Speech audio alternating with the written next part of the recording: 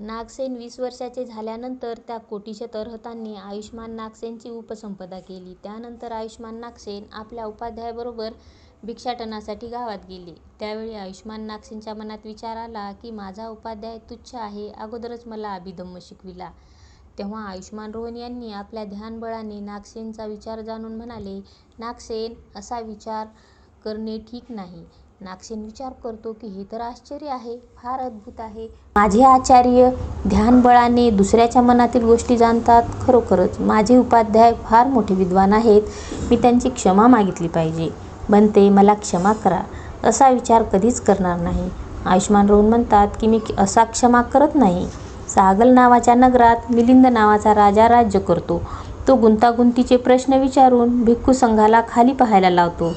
तेव्हा तेथे जाऊन त्याचे दमन कर, तेव्हा क्षमा करीन. बनते, एक मिलिंद राजा काय, जंबूद्वीपातील सर्व राजे एकत्र येऊन एकत्र प्रश्न विचारले तरी मी सर्वांना शांत करीन. तर बनते, मी ही 3 महिने कुठे राहीन? बनते रोहन म्हणतात, नागसेन असगुत्त वतनी आश्रमात राहतात. तेथे जाऊन त्यांच्या चरणी वंदन करून म्हणशील, बनते, माझे उपाध्याय आपल्या चरणावर मस्तक ठेवून प्रणाम करतात आणि आपले कुशल मंगल विचारतात.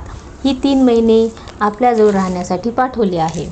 उपाध्यायाचे नाव विचारले तर बनते रोहन आणि त्यांचे नाव विचारले तर माझे उपाध्याय आपले नाव जाणतात असे म्हणावे.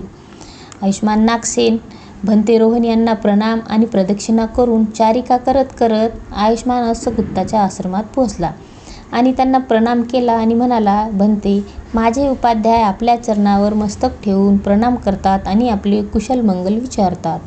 ही 3 महिने मला आपल्याजवळ राहण्यासाठी पाठवले आहे.